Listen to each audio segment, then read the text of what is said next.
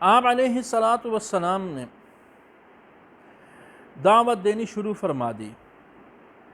آپ کی دعوت مکے سے باہر بھی نکل رہی ہے۔ جتنا جتنا مکے سے باہر کہیں مثبت کہیں منفی دونوں طرح کی چیزیں سامنے آ رہی ہیں، لیکن زیادہ تر آپ پر تشدد ہوتا ہے۔ کچھ قبائل ایسے تھے جنہوں نے غیر معمولی تشدد اور غرور کیا، نتیجتاً اس میں ایک بڑا قبیلہ بنو حنیفہ کا تھا جو یمامہ کے تھے۔ عرصے بعد اسی سے مسیلمہ کذاب اٹھا۔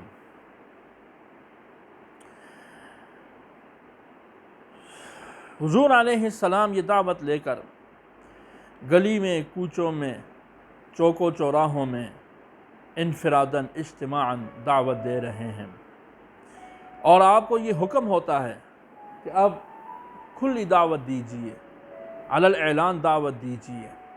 آپ دعوت دینا شروع فرماتے ہیں۔ اسی سلسلے میں دعوتی طریقہ اور اسلوب میں ایک اہم ترین موڑ آتا ہے جس کا خلاصہ میں ذکر کرتا ہوں، جو سیرت کے باب میں انتہائی اہم اور روشن باب ہے۔ وہ حج کے موقع پر لوگوں سے ملنا ہے۔ انہی میں اہل مدینہ بھی آتے ہیں۔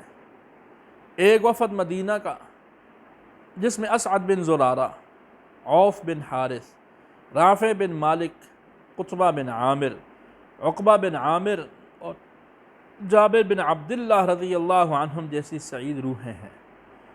کتب سیرت میں ہے کہ یہ اپنے خیمے میں رات کو بیٹھ کر اپنی قوم کے احوال پر ہی کڑ رہے تھے۔ اتنے میں، اور یہ سب قبیلہ خزرج سے تعلق رکھتے تھے، حضور رحمت للعالمین تشریف لے جاتے ہیں۔ آپ دعوت پیش کرتے ہیں۔ حضور کے بات سن کر یہ آپس میں کہتے ہیں، یہ تو وہی نبی معلوم ہوتے ہیں جن کا تذکرہ یہود ہم سے کرتے رہتے تھے۔ آپ شرک کو مٹائیں گے۔ مشورہ کر کے یہ لوگ کہنے لگے، بہتر ہے کہ ہم سبقت کر جائیں اور ہم ہی سب سے پہلے اسلام قبول کرنے والوں میں سے بن جائیں۔ یہ سب آپ کی حاضر خدمت ہوتے ہیں، آپ کے ہاتھ پر اسلام پر بیعت کر لیتے ہیں، وعدہ کرتے ہیں آئندہ سال آئیں گے اور بندوں کو بھی لائیں گے۔ حسب دستور آئندہ سال بیعت عقبہ اولیٰ ہوتی ہے۔ یہ مبارک حضرات اپنے ساتھ 12 خزرجی لاتے ہیں، جس میں 10 خزرجی اور 2 اوسی تھے۔ ان میں سے 12 اشخاص آپ کے ہاتھ پر پھر بیعت کرتے ہیں، پھر اپنے علاقے جا کر کے اور وعظ و نصیحت کرتے ہیں۔ اب درخواست کرتے ہیں ہمارے ساتھ کسی کو بھیج دیجیے۔ چنانچہ عبداللہ بن ام مکتوم اور مصعب بن عمیر، یہ ان کے خالہ زاد بھائی تھے، ان دونوں کو حضور بھیج دیتے ہیں۔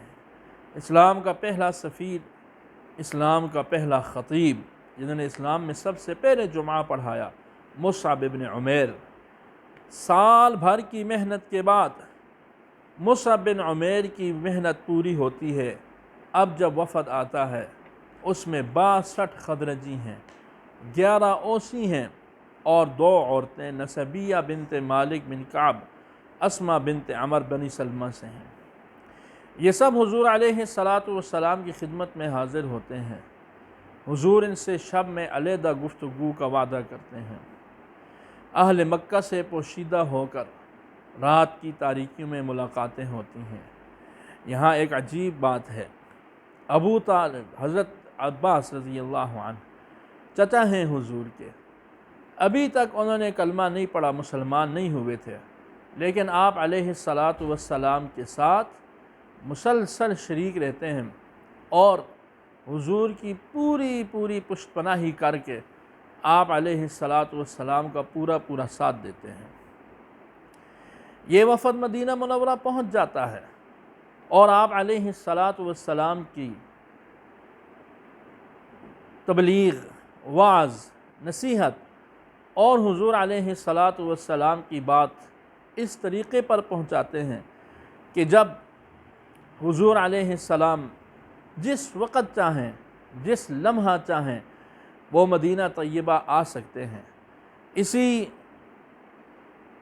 قافلے میں حضرت ہیثم ہے رضی اللہ تعالی عنہ، یہ اٹھ کر کے حضور سے عرض کرتے ہیں کہ ہم اب آپ کا ساتھ دے رہے ہیں، لیکن یاد رکھیے ہم سارے قبائل عرب کے ساتھ بگاڑ پیدا کرنے والے ہیں، عرب و عجم ہمارے مخالف ہو جائیں گے، قریش کے ساتھ ہمارے کیے ہوئے معاہدے ٹوٹ جائیں گے، اور یہ سب کچھ ہم اس لیے کر رہے ہیں کہ آپ ہمارے ساتھ تشریف لے جائیں گے۔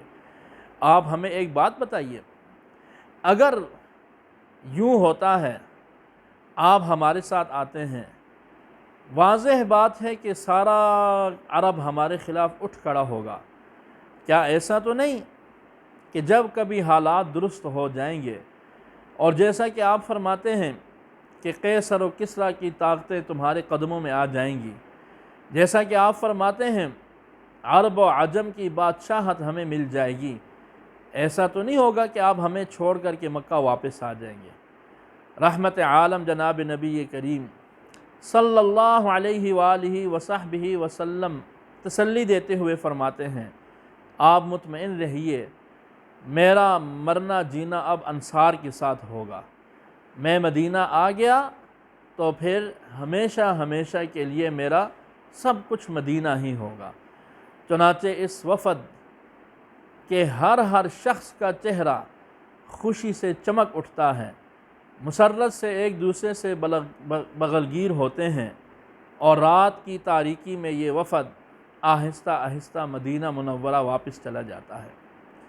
حضور علیہ السلام کی یہ تبلیغ چلتی رہتی ہے، قبائل میں بھی اور اندرون مکہ میں بھی۔ اسی دوران آپ علیہ السلام پھر ایک دفعہ بڑے بڑے قبائل کی طرف تشریف لے جاتے ہیں اور ایک دفعہ پھر ان کو دعوت دیتے ہیں، جس طرح بھی میں نے پہلے بھی عرض کیا کہ اسی وقت ہر قبیلے نے بات تو نہیں مانی، تاہم رستہ ہموار ہوتا گیا۔ حضور کی تشریف لے جانے کی وجہ سے آہستہ آہستہ بات بنتی رہی، اور اگرچہ سارے قبائل تو اسلام نہ لائے، لیکن ان میں سے بڑے بڑے قبائل کے بڑے بڑے لوگ وہ حلقہ بگوش اسلام ہوئے، جیسے بنو حارث بن فہر حضور کے اجداد میں بہت بڑا قبیلہ تھا، اس کے سردار حضرت ابو عبیدہ بن الجراح رضی اللہ عنہ مسلمان ہو گئے۔ اسی طرح بنو مخزوم، یہ بھی عربوں میں اور مکہ میں قریش کے اندر بڑی عزت اور جاہ اور مرتبت رکھنے والا قبیلہ تھا، اس سے ابو سلمہ، ارقم بن ارقم، عیاش بن ابی ربیعہ جیسے لوگ مسلمان ہوئے۔ اسی طرح بنو عدی سے جو اپنی جواں مردی اور اپنی سفارت اور اسی طرح اپنے دیگر اہم معاملات میں عربوں کے ہاں بڑی قدر و منزلت کی اور بڑی عزت کی نگاہ سے دیکھا جاتا تھا، اس کے سرداروں میں حضرت عمر رضی اللہ عنہ کے بہنوئی حضرت سعید بن زید رضی اللہ عنہ جو عشرہ مبشرہ میں سے ہیں، اور ان کی اہلیہ حضرت فاطمہ رضی اللہ عنہ۔ بنو تمیم کی شان اظہر من الشمس سے ہے، مشہور ترین قبیلہ ہے، اس میں بڑے بڑے لوگ مسلمان ہوتے ہیں۔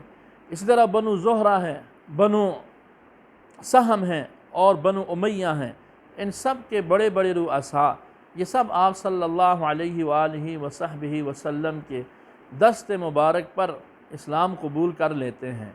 یاد رہے کہ مکی دور میں دو ادوار ہمیں ملتے ہیں جس میں آپ علیہ السلام تبلیغ کرتے رہے۔ ایک زمانہ ہجرت سے 610 عیسوی سے لے کر کے 616 عیسوی تک ہے، دوسرا ہجرت سے لے کر یعنی 216 سے لے کر کے 222 تک، ان دونوں میں تبلیغ جاری رہی۔ عموماً لوگ یہی سمجھتے ہیں کہ کامیابی نہیں ہوئی، لیکن حقیقت میں ان دونوں ادوار میں بہت بڑی کامیابی رہی۔